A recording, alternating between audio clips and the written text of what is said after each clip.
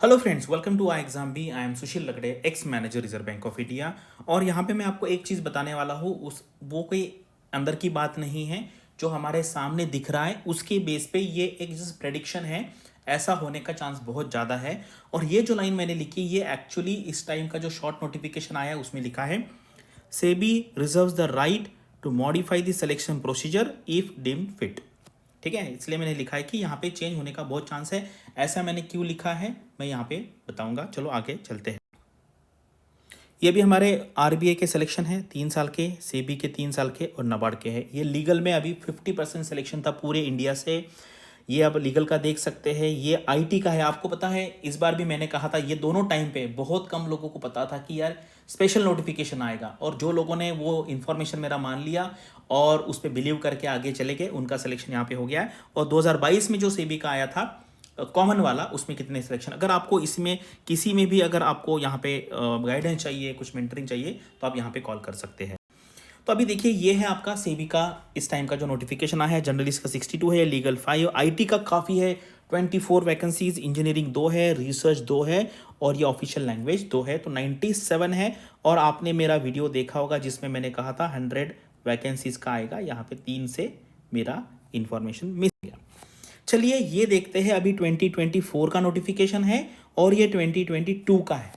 तो mode of selection है, ये मोड ऑफ सिलेक्शन है और ये भी मोड ऑफ सिलेक्शन है। ठीक है, दोनों को हम कंपेयर करते हैं। क्या लिखा है, सिलेक्शन प्रोसीजर, ये सारा लिखा है। यहाँ पे ऐसा कुछ लिखा नहीं है कि SEBI reserves the right to, ऐसा कुछ लिखा नहीं है। यहाँ पर उन्होंने बोल्ड में लिखा है। क्या लिखा है, बोल्ड में लिखा है कि SEBI reserves the right to modify the selection procedure if deemed fit. अगर उनको लगता है, ठीक है, ये एक इंफॉर्मेशन है। हम क्या कहते हैं, आपको पता है, डेटा पॉइंट्स होते हैं। डेटा पॉइंट्स का आपको समझ में आता है। डेटा पॉइंट, एक डेटा पॉइंट है, दूसरा डेटा पॉइंट है, उससे हम कुछ कंक्लूजन निकालते हैं। तो ये this is a one data point. एक डेटा पॉइंट क्या है कि नोटिफिकेशन में क्लियरली लिखा हुआ है, उसको बोल्ड किया हुआ है। This is a one data point. अभी सेकंड देखते हैं। सेकंड डेटा पॉइंट है, ये SEBI legal grade A officer का रिक्रूटमेंट है, जो स्पेशल हुआ था इस साल। इसका भी इंफॉर्मेशन मैंने काफ़ी एडवांस में दिया था, इसलिए इसके वजह से जो हमारे स्टूडेंट ने वो माना, उनका 50% सिलेक्शन ऑल इंडिया में हमारे इंस्टीट्यूट से। अभी देखिए क्या किया इन्होंने। अगर आप देखिए, एक लॉजिक लगाइए कि एक ऑर्गेनाइजेशन है और वहाँ पे लीगल ग्रेड ए नाम का एक लेवल है। लेवल आपको पता है, ग्रेड ए है, उसमें अलग अलग डिसिप्लिन है। तो एक डिसिप्लिन के लिए उन्होंने पैटर्न चेंज किया। क्या चेंज किया, फेज 2 में इन्होंने लीगल में क्या किया कि कुछ जो पार्ट है 70 मल्टीपल चॉइस क्वेश्चन ऑब्जेक्टिव रखे, और 3 यहाँ पे डिस्क्रिप्टिव 10-10 मार्क के रखे, 30। ठीक है, अभी मुझे बताओ, अगर वो ये सोच रहे कि लीगल वालों के लिए हम एक पैटर्न रखते हैं, तो ये लॉजिक है, कॉमन सेंस के बेसिस पे ये सिमिलर टाइप का हो सकता है। किसके लिए, जर्नलिस्ट के लिए, बाकी सारे डिसिप्लिन के लिए। तो ये है, this is a second data point.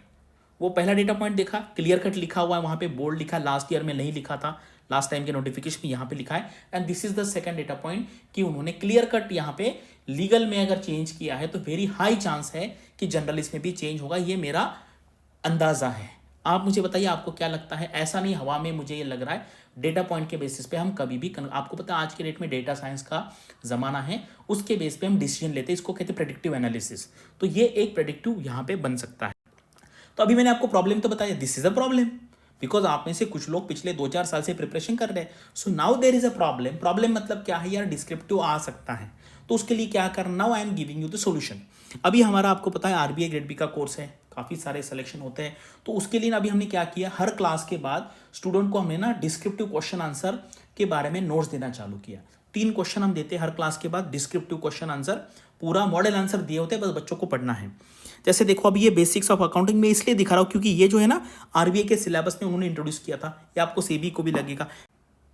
यहाँ पे लिखा है कि set of advice for aspirants to write good and meaningful descriptive answers, understand. ऐसा काफ़ी है, मैंने जैसे एक पेज दिखाया, इसमें और भी काफ़ी पेजेस है इस तरीके से। उसके बाद फिर मैं आपको एक क्वेश्चन भी दिखाता हूँ किस तरीके से हमने किया। ये क्वेश्चन का पार्ट है और ये मैंने दूसरे अलग क्वेश्चन का आंसर दिखाया। देखो यहाँ पे क्या है, achieving the fundamental objective of accounting enhances decision making for both internal and external stakeholders in a business. Explain the statement illustrating examples. देखो अप्रोच कैसे होना चाहिए, पूरा अच्छे से दिया हुआ है। अब एक दूसरा क्वेश्चन था, इसका ही आंसर दिया हुआ है, asset is equal to liability plus equity. Asset क्या है, लाइबिलिटी क्या है, इक्विटी क्या है।